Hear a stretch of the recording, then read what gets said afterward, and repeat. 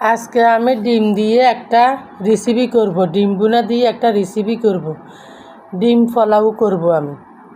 আজকে আমাদের এখানে খুব সুন্দর একটা অনুষ্ঠানের ভিতরে দেখেন নোয়াখালীর জাল জাল বাটা মরিচ দিয়ে মুরগির গিলা কলজা দিয়ে একটা মরিচ খোলা বানাইতেছি। এটা হচ্ছে যে পিকনিক চলতেছে, পিকনিকের রান্না বাড়ার আয়োজন চলতেছে। রোদের ভিতরে বাহিরে চুলা বসাইয়া রান্না চলতেছে। আসলে আজকে সবাই মিলি 16 ডিসেম্বরে বন্ধ পেয়ে সবাই বাসায় 600 টাকা করে একজনের থেকে তুলে নিয়ে এখন একটা পিকনিক চলতেছে, এখন রান্না বাড়া চলতেছে। তো পিকনিকের আনন্দ, নাচ গান আনন্দ যা করার আছে, রান্না বাড়া শেষে রান্না বাড়া হয়ে গেলে আনন্দ করবে সবাই মিলি। তো এখন চিংড়ি মাছের মালাইকারি করতেছে। এখন চিংড়ি মাছ রান্না করব। চিংড়ি মাছের এখন মশলা কষাইতেছে। মশলা কষানি হইলে এখন নারকেল বাটা, সরষা বাটা, আদা বাটা সবগুলো একসাথে দিয়ে এখন চিংড়ি মাছ রান্না করব।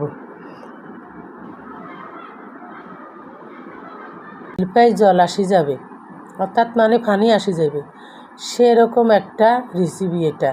এই রেসিপিটা দিয়ে ভাত খেতে এত মজা, এত দারুণ হয়, জাল মুখে একদম লুচি আসি যায় এই মরিচ খোলাটা খেলে। তো আপনারা আমার মতো এরকম এই রেসিপিটা বানাই খেয়ে দেখবেন। দিবেন কি মুরগির চামড়া দিবেন, কক মুরগির চামড়া দিবেন, আর গিলা কলিজা এগুলা দিবেন, আর বাটা মরিচ বাটবেন, বেটে নিয়ে একবার বেশ করে মরিচ জাল করে দিয়ে একদম সুন্দর করে রান্না করবেন। এই রেসিপিটা দিয়ে খাবার খেতে এত দারুণ যে লাগে কি বলবো, আর মন চাই যে আমার এখন আবার খেতে। মজা করে খেয়েছি, কিন্তু দেখাইতে পারিনি ওই ভিডিওটা, কাজের জন্য ভিডিওটা করতে পারিনি। সাধারণ মজাদার খাবার এটা, এই মরিচ খোলাটা। আমার নোয়াখালীর ভাষায় বলে বাটা মরিচ দিয়ে মরিচ খোলা। তো এটা হচ্ছে যে সেই বাটা মরিচ দিয়ে মরিচ খোলা। আপনাদের এই মরিচ খোলার রেসিপিটা ভালো লাগলে, যদি ভালো লাগে ভিডিওটা দেখে একটা লাইক, একটা কমেন্ট করবেন, একটা শেয়ার করবেন।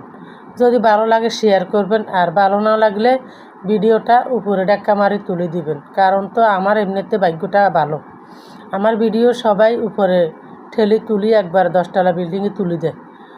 আমি সবার ভিডিও দেখি এক করে। যাক, আমার ভিডিও আপনারা দেখেন না দেখেন তাতে কোনো সমস্যা নেই আমার, আমি আপনাদের সামনে আসা ভিডিও আমি দেখব। তো এইগুলা হচ্ছে যে মুরগির চিকেন।